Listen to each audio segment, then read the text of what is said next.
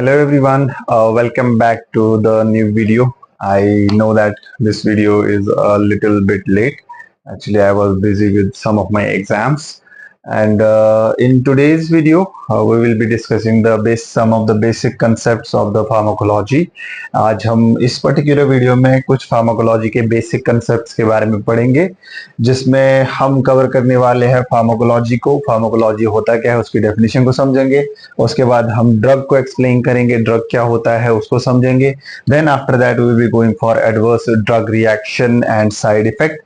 तो इसके बारे में थोड़ा सा आइडिया देंगे कि एडवर्स ड्रग रिएक्शन क्या होता है और साइड इफेक्ट क्या होता है और उन दोनों के बीच में क्या डिफरेंस रहता है। और इसके अलावा हम फार्माकोकाइनेटिक्स और फार्माकोडायनामिक्स के बारे में जो है एक्सप्लेन करेंगे। इस पर्टिकुलर टॉपिक के रिलेटेड एक वीडियो जो है जिसमें रूट्स ऑफ ड्रग एडमिनिस्ट्रेशन जो हमारा एक वीडियो ऑलरेडी अपलोडेड है, उसमें हमने जो है डिफरेंट रूट्स के बारे में पढ़ा है जो कि हम ड्रग्स देने के लिए यूज कर सकते हैं। तो आज इस पर्टिकुलर वीडियो में सबसे पहले we will be discussing pharmacology. So as many of you might know the definition of pharmacology. So pharmacology जो होता है एक्चुअल में ये ग्रीक वर्ड से निकले हैं। दो ग्रीक वर्ड्स हैं हमारे पास, एक का नाम है Pharmacon, so one is Pharmacon and second one is logos. तो फार्माकॉन जो होता है, फार्माकॉन का मतलब होता है जो कि रिप्रेजेंट करता है, आप बोल सकते हो ड्रग को। सो फार्माकॉन रिप्रेजेंट्स ड्रग एंड लोगोन जो होता है, या जिसको हम लॉजी भी कॉमनली कहते हैं इंग्लिश लैंग्वेज में, तो लोगोस का मतलब होता है study. So we can say actual में जो फार्माकोलॉजी है it is the study of drugs. अब सिर्फ इसमें हम ड्रग्स नहीं पढ़ेंगे, इसमें हम ड्रग पढ़ते हैं, ड्रग की एक्शन बॉडी पे कैसे होती है वो हम पढ़ते हैं, या फिर ड्रग के ऊपर हमारी बॉडी का क्या एक्शन होता है वो भी हम इसमें पढ़ते हैं। इसके अलावा फार्माकोलॉजी में हम बहुत सारी अलग अलग चीजों को भी कवर करते हैं, जैसे कि जो ड्रग्स बनाने वाली प्रोसेसेस होती हैं वो भी रिलेटेड होती है फार्माकोलॉजी के ऊपर। इसी तरीके से जैसे फार्माकोविजिलेंस एटसेट्रा होता है, जिसमें ये देखा जाता है कि किसी भी ड्रग का इफेक्ट कैसे रहता है, उसमें असेसमेंट किया जाता है, उसके ट्रायल्स किए जाते हैं, वो सारी चीजें। तो ये सारा जो एक वाइड कंसेप्ट है ये इसी एक टर्म फार्माकोलॉजी के अंडर आता है। सो हम ये कह सकते हैं कि जो फार्माकोलॉजी है ये है स्टडी ऑफ ड्रग्स। अब स्टडी ऑफ ड्रग्स की जब हम बात करते हैं तो यहां पर एक आइडिया आता है ड्रग का। तो ड्रग होता क्या है या ड्रग हम किसको कह सकते हैं? तो एक्चुअल में ड्रग किसी भी सबस्टेंस को कहा जा सकता है जिसको हम यूज कर सकते हैं किसी पर्टिकुलर फिजियोलॉजिकल या पैथोलॉजिकल स्टेट को इंप्रूव करने के लिए या ठीक करने के लिए। या फिर अगर इस ड्रग के बारे में हम थोड़ा सा और आइडिया निकालें तो ये एक्चुअल में निकला है फ्रेंच वर्ड से, जो कि है ड्रॉग्यू। ड्रॉग्यू जो है ये एक फ्रेंच वर्ड है और ड्रॉग्यू से ही निकला है ड्रग। और इस ड्रॉग्यू का जो मतलब है दैट इज ड्राइड हर्ब, यानी यहां पर जो इसका मतलब है दैट इज ड्राइड हर्ब। सो हम ये कह सकते हैं हर्ब्स आप बोल सकते हो, जैसे मोस्टली हम जैसे मेडिसिनल प्लांट्स एटसेट्रा होते हैं तो हम उनको बोलते हैं हर्ब्स। जैसे कॉमन या आप बोल सकते हैं हिंदी लैंग्वेज में या उर्दू लैंग्वेज में उनको बोला जाता है जड़ी बूटी। तो हम यही बोल सकते हैं कि जो ड्रॉग्यू है इस टर्म से निकला है ड्रग। जो ड्रॉग्यू है इसका एक्चुअल मतलब है ड्राइड हर्ब, और ये ड्रॉग्यू जो है ये एक फ्रेंच टर्म है। अब ड्रग होता क्या एक्चुअल में? You can say it is any substance which can be given or we can say which can be administered to a person to treat any particular condition or to prevent any particular condition, उसको हम drug कह सकते हैं। या अगर world health organisation की drug की definition देखी जाए तो drug is any substance which can be given or which is intended to be given, you can say, to any particular person to modify his physiological state या pathological state, उसको modify करना। या फिर आप बोल सकते हो जिस पर्सन को हम ड्रग देते हैं उसको बेनिफिट देने के लिए उसकी फिजियोलॉजिकल कंडीशन और उसके ओवरऑल कंडीशन को इंप्रूव करने के लिए जो आता है हमारे पास ड्रग आता है। तो वही सबस्टेंस होती है जिसको हम ड्रग कहते हैं। अब जो ये ड्रग होता है इसको हम मल्टीपल तरीकों से दे सकते हैं या we can say different route से हम दे सकते हैं, जो कि ऑलरेडी हमने डिस्कस किए हुए हैं प्रीवियस लेक्चर में। But still I will just give you a quick revision. So हम जो routes of drug administration use करते हैं, रूट्स ऑफ ड्रग एडमिनिस्ट्रेशन जो होते हैं हमारे पास, हमारे पास एंटीरियल रूट्स होते हैं और हमारे पास पेरेंटियल रूट्स होते हैं। एंटीरियल रूट्स जो होते हैं मोस्टली हमारे पास नेचुरल रूट्स होते हैं, जैसे ओरल रूट हो गया, रेक्टल रूट हो गया, या नेजल रूट भी आप इसमें इंक्लूड कर सकते हो। ये सारे जो है ये एंटीरियल रूट्स होते हैं। तो दूसरे आते हैं हमारे पास पेरेंटियल रूट्स। पेरेंटियल रूट्स ऐसे रूट्स होते हैं हमारे पास जो कि हमें बनाने पड़ते हैं, या यू कैन से जिसमें हम कोई कैन्युला, कोई कैथेटर या समथिंग लाइक दैट इंसर्ट करते हैं और उससे जो है हम पेशेंट में ड्रग को एडमिनिस्टर करते हैं। सो ये रूट्स ऑफ ड्रग एडमिनिस्ट्रेशन जो है हमने पर्टिकुलर डिस्कस कर लिए हैं। अगर किसी को आइडिया लेना हो इनका फिर से तो आप उस वीडियो को कंसल्ट कर सकते हो। सो फार्माकोलॉजी में जो नेक्स्ट इंपॉर्टेंट कंसेप्ट होता है जिसके बारे में बहुत सारे लोगों को डाउट्स होते हैं, जो कि होते हैं, एक होता है हमारे पास जिसको हम कहते हैं adverse drug reaction. So one is adverse drug reaction, and जो दूसरा होता है हमारे पास वो होता है जिसको हम कहते हैं साइड इफेक्ट। अब एडवर्स ड्रग रिएक्शन क्या होता है और साइड इफेक्ट क्या होता है, तो असल में बहुत सारे लोगों को लगता है कि साइड इफेक्ट और एडवर्स ड्रग रिएक्शन जो होता है ये one and the same thing है, आप बोल सकते हो कि ये एक ही चीज है, बट असल में ऐसी चीज नहीं होती। ये दो जो है ये अलग अलग चीजें हैं, इनका अपना अलग अलग मतलब है।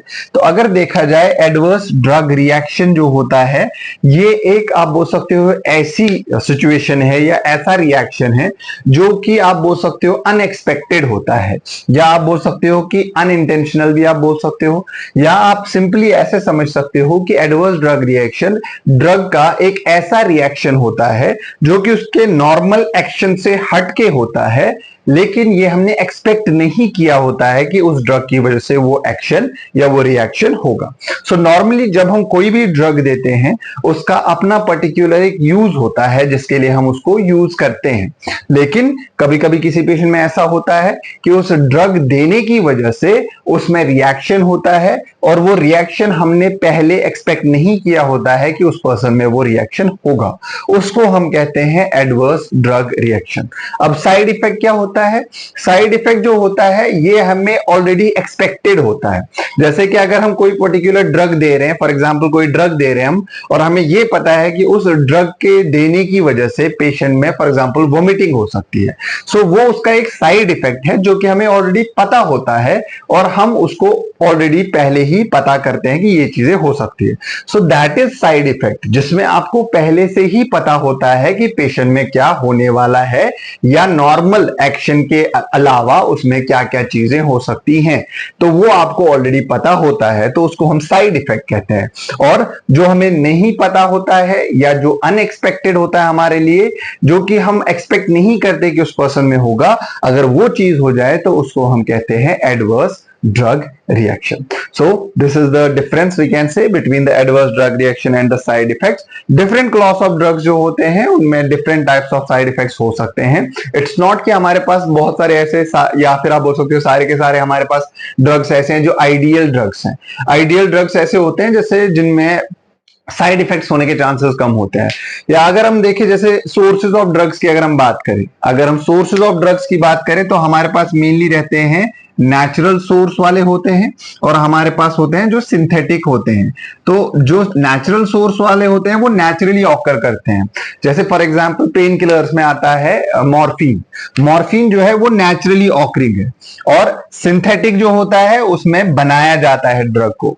फॉर एग्जांपल इसमें आता है हमारे पास फेंटेनिल।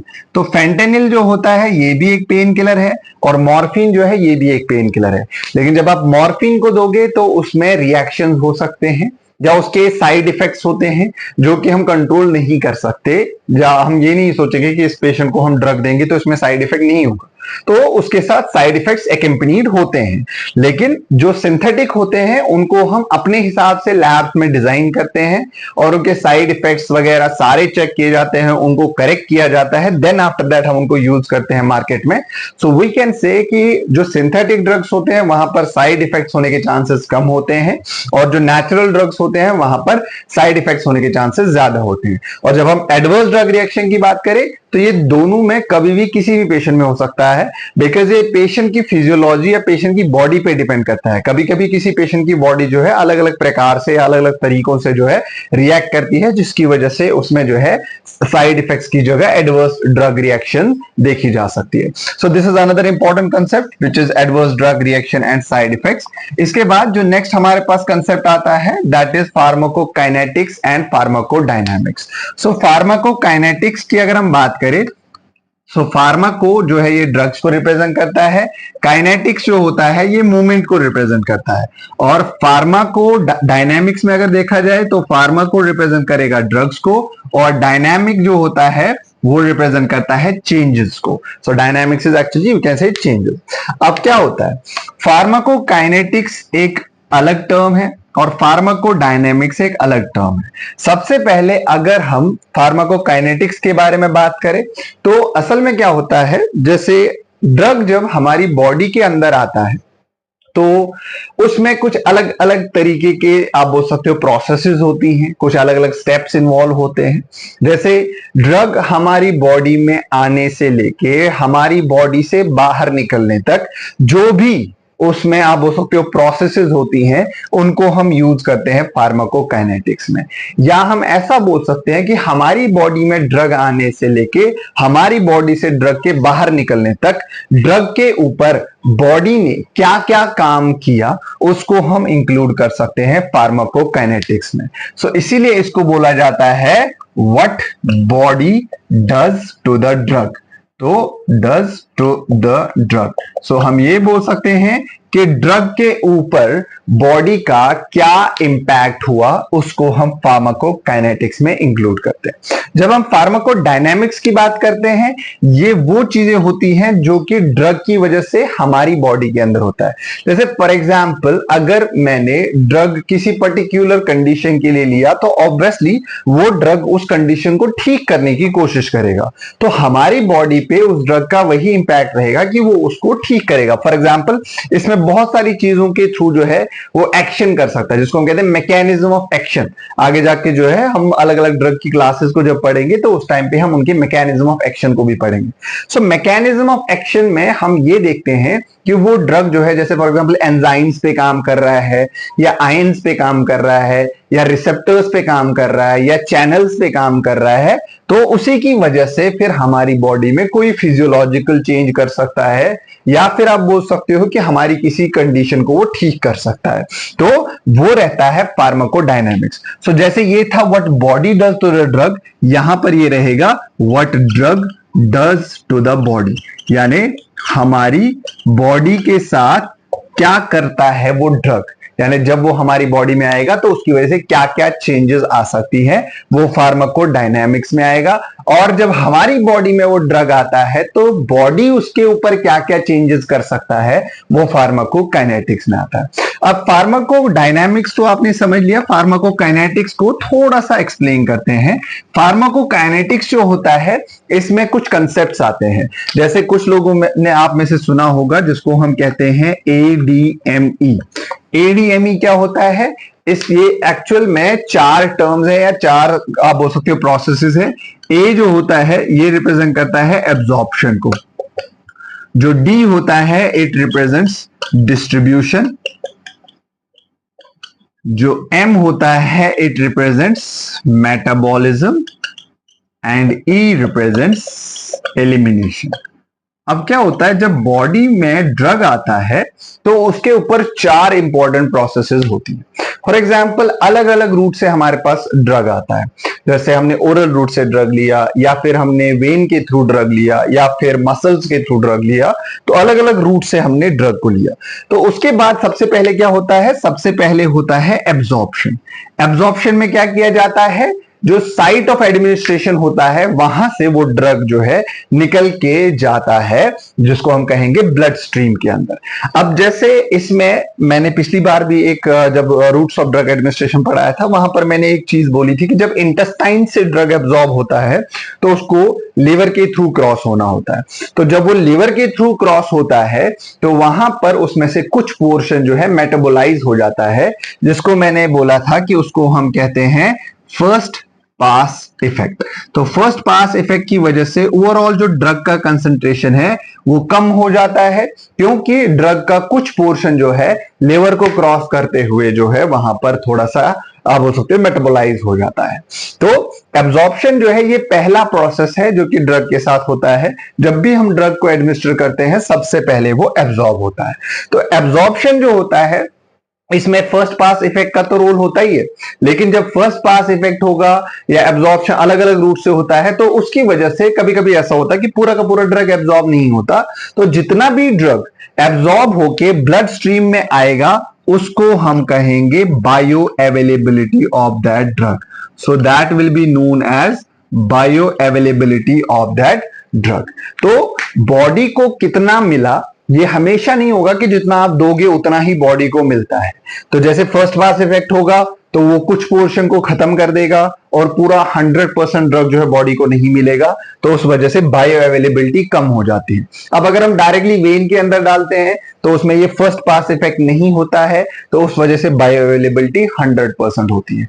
तो इसी वजह से बायो अवेलेबिलिटी जो है ड्रग्स की अलग अलग हो सकती है। अब ये जो एब्जॉर्प्शन है ये अलग अलग चीजों पर डिपेंड कर सकता है, जैसे जो ड्रग है उसका पार्टिकल साइज कैसा है, या किस पीएच में वो गया, या फिर आप बोल सकते हो केमिकल कंपोजिशन क्या है उसका, या फिर एब्जॉर्प्शन साइट कौन सी थी। ये पेशेंट पे भी डिपेंड करता है और ये ओवरऑल ड्रग के ऊपर भी डिपेंड करता है। So there are multiple factors जिसके बेसिस पे एब्जॉर्प्शन वेरी कर सकता है। So there are we can say drug related factors and there are patient related factors. Drug related factors होते हैं जो ड्रग की वजह से हो, और पेशेंट रिलेटेड फैक्टर्स होते हैं जो पेशेंट की वजह से हो। So this is the first step that happens और that occurs in the pharmacokinetics after the drug is administered. तो एब्जॉर्प्शन के बाद क्या होता है कि जो वो ड्रग है वो ब्लड स्ट्रीम में बॉडी के अलग अलग एरियाज में जाता है, और बॉडी में जो ब्लड से निकल के जो बाकी की सेल्स और टिश्यूज होते हैं उसमें फैल जाता है, या आप बोल सकते हो इंटरसेल्यूलर स्पेसेस में जाता है, और वहां पर सेल्स के अंदर जाता है, टिश्यूज के अंदर जाता है और डिस्ट्रीब्यूट होता है बॉडी में। तो इस प्रोसेस को हम कहते हैं डिस्ट्रीब्यूशन ऑफ ड्रग। अब इससे क्या होता है, इससे जो हमारा ड्रग है वो इट्स साइट ऑफ एक्शन जो उसका होगा वहां पर पहुंचता है, यानी जहां पर उसको काम करना होता है वहां पर वो पहुंचता है। तो ये बनता है दूसरा स्टेप जिसको हम कहते हैं डिस्ट्रीब्यूशन। ठीक है, then after that there is the third step which is known as metabolism. अब क्या होता है, ड्रग जब अपना काम कंप्लीट करेगा उसके बाद वो ड्रग जो है अलग अलग जगहों पे जाके मेटाबोलाइज होता है, यानी उसमें क्या होता है, उसमें उसका केमिकल कंपोजिशन चेंज हो जाता है। तो जो अभी तक वो एक्टिव फॉर्म में था अब वो इनएक्टिव प्रोडक्ट में कन्वर्ट होता है। तो इसको हम कह सकते हैं कि यहां पर होता है जिसको हम कहेंगे बायो ट्रांसफॉर्मेशन, यानी यहां पर इसकी जो फॉर्म है या इसकी जो स्टेट है या इसका ओवरऑल जो स्ट्रक्चर है वो चेंज हो जाता है। ठीक है, इसको हम कहेंगे बायो ट्रांसफॉर्मेशन। तो यहां पर मेटाबॉलिज्म हो जाता है जिसकी वजह से वो जो ड्रग है वो कन्वर्ट होता है फाइनल प्रोडक्ट्स में जो कि हम बॉडी से बाहर निकाल सकते हैं। बहुत बार ये प्रोडक्ट्स जो होते हैं टॉक्सिक भी हो सकते हैं। सो मेटाबॉलिज्म जो होता है ये अलग अलग जगहों पे हो सकता है। जैसे फॉर एग्जांपल अगर देखा जाए तो मेटाबॉलिज्म जो है लिवर में हो सकता है।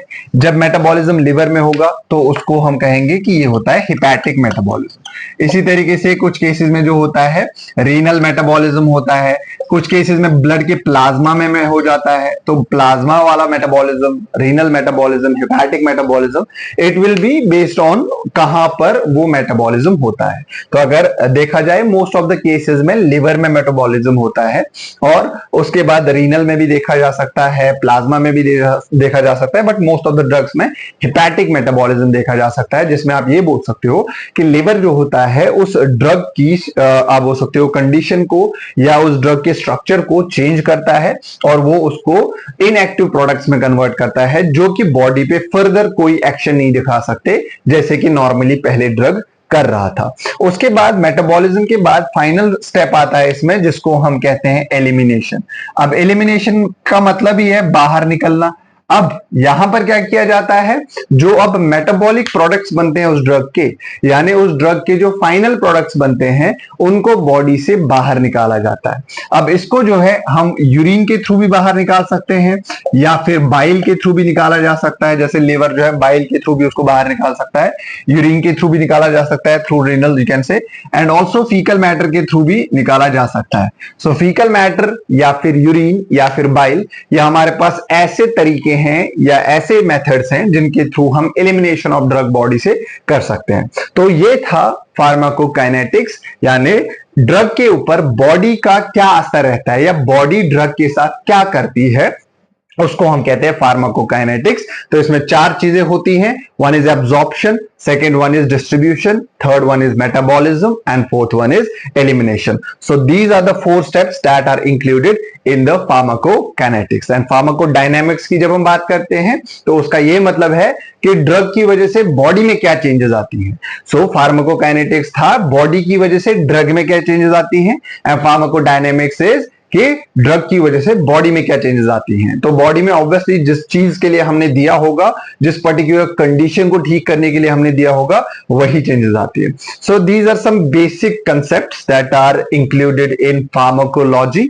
बाकी मैकेनिज्म ऑफ एक्शन भी एक टर्म होती है जो कि हम यूज करते हैं। मैकेनिज्म ऑफ एक्शन होता है कि किस तरीके से आप बोल सकते हो कि बॉडी के ऊपर या फिर अपने साइट ऑफ एक्शन के ऊपर जो है वो ड्रग काम करता है, या आप ये बोल सकते हो कि बॉडी हमारी ड्रग हमारी बॉडी के अंदर जाके काम कैसे करता है, वो होता है उस ड्रग का मैकेनिज्म ऑफ एक्शन। हमारे पास अलग अलग कैटेगरीज ऑफ ड्रग्स होते हैं। जैसे अगर हम देखें हमारे पास एनेस्थीसिया के बेसिस पे अगर देखा जाए तो हमारे पास बहुत सारे अलग कैटेगरीज के ड्रग्स आते हैं। इंडक्शन एजेंट्स आते हैं, हमारे पास प्री मेडिकेशन ड्रग्स आती हैं, हमारे पास ओपियोइड्स आते हैं, हमारे पास मसल रिलैक्सेंट्स आते हैं। So everyone has a different mechanism of action. हर एक का मैकेनिज्म ऑफ एक्शन जो है वो अलग अलग होता है। आगे जाके जब लेक्चर्स में हम फार्माकोलॉजी वाले टॉपिक्स को कवर करेंगे तो वहां पर हम हर एक कैटेगरी का मैकेनिज्म ऑफ एक्शन जो है उसको पढ़ने की कोशिश करेंगे। So this was a slight idea about the basic concepts of pharmacology. I hope कि आप लोगों को ये सारी चीजें समझ आ गई होंगी। फिर भी still if there was any kind of doubt, confusion और there was any type of question, you can drop that in the comment box and we will try to answer you as soon as possible. Thank you so much for listening to the video, and if you find the video helpful, you can share the video with your friends, and kindly subscribe the channel if you find it helpful. Thank you so much. Have a very good day and goodbye to all of you. Allah Hafiz.